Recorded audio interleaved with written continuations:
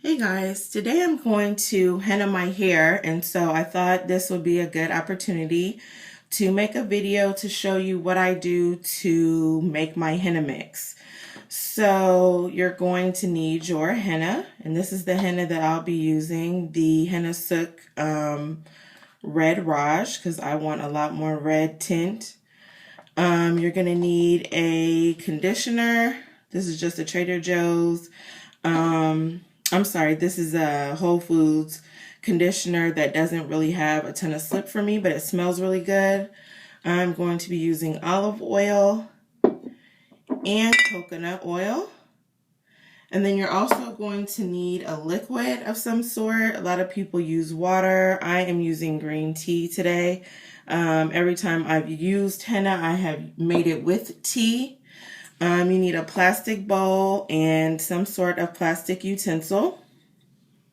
And you will also need either a bowl that has a lid on it or saran wrap.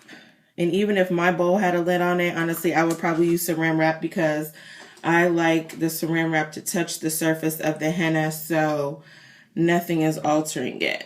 So to get started, I'll show you that package again. And when you open it up, there is a foil pouch inside. And you can see that this one is USDA organic.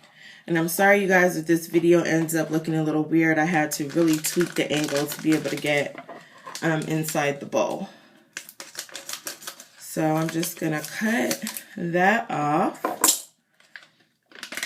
And I forgot, it comes inside another bag. It's been a little while since I've hennaed, so. And this is 100 grams. So I'm just gonna get that down and cut this part off. So that's really pretty awesome that it's, double sealed like that. So you're just gonna put your henna in the bowl first.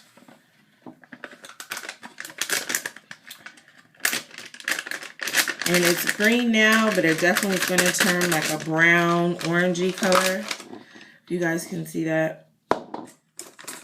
And I just kind of like to go through it just to loosen it all up. And I mean, it definitely has an odor. It's not terribly offensive. It is a little strong though. So I know people sometimes will add essential oils and stuff like that, but it doesn't bother me that much. So I'm going to add in some conditioner, not that much, my olive oil,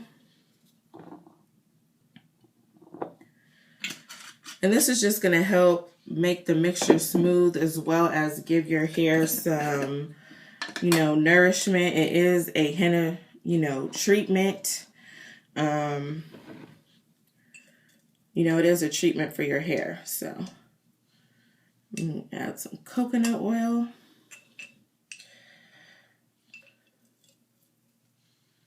So about I would say that's probably about 2 teaspoons or so. And that's going to melt, obviously, when we pour our hot liquid in there. And I would only use plastic utensils with this. You don't want it to stain anything. You don't want anything to alter your henna. So now we're going to add the tea, and I kind of add little by little to make sure that I get the right consistency. You definitely don't want, you can always add, you can't take away. So that's what I try to keep in mind. And if it's too thick, you can just add more liquid or more conditioner. See that? And I'm just going to mix that around until I get the consistency that I want. And I want it to be basically like a thick cake batter consistency, because the thicker it is, the easier it is going to be when you are applying it to your hair. And I apply mine to freshly washed hair that is still damp. It really helps the henna just glide onto your hair and it just makes for a very, very easy application. And you definitely want your hair to be nice and clean so that it is, you know, able to really work its magic and it's not fighting against anything else that you have in your hair. So you want clean, naked hair when you're applying this. And really, I think it could just be a little bit looser, guys, and then I'll be done. And once you're done mixing it, what you're going to do is you're going to cover it with the plastic, and then you're going to let it sit. The directions, I'll show you the box one more time with the directions on it. These directions say to let it sit for, I think it says 3 hours. And I usually try to let it sit for that long because I want the most color payoff that I can get. You know, it's really not going to be too much. I did color my hair a couple months ago, so I probably will get more payoff just because my hair is already a little bit lighter, you know, than it would be naturally. So it's going to give that henna something more to brighten up and lift. So that's the consistency of it. You can see that. It's going to make for very easy application. I use gloves. I just, you know, stick my fingers in and kind of go for what I know. And you want to make sure with this you're using non-latex gloves. Non-latex gloves, guys. And I cannot tell you 100% the reason for that. I just know when I did all my research and I watched a ton of videos, and the majority of the videos that I watched were from the actual Henna company, and that is what they recommended. So that is what I do. I use non-latex gloves. And you can see it's just slippery, slimy goodness in there. So I'm just gonna get all this down in my bowl. And definitely when I apply it, you know, it can get a little messy. So I do definitely cover my countertops with newspaper. I remove, you know, all of my bath rugs and just cover my floor with newspaper as well. And so that's it. There's the mixture. And I guess I'm going to use this knife because I want to get all this off, but I definitely am not going to touch it. I'm not going to touch it, guys.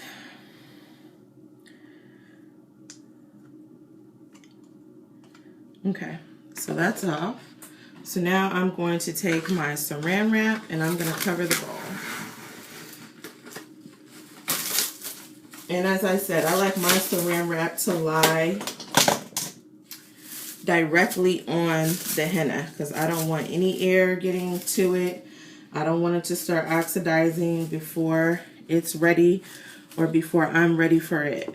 So if you can see that, I'm just pushing that plastic down just like you would do if you were cooking, you know, like a bread pudding or something like that, and you didn't want any kind of a rice pudding, you know, you don't want any kind of weird film to develop on top of it. You would add your saran wrap. So I'm going to just leave this on the floor in my bathroom where it's nice and cool, and actually not nice and cool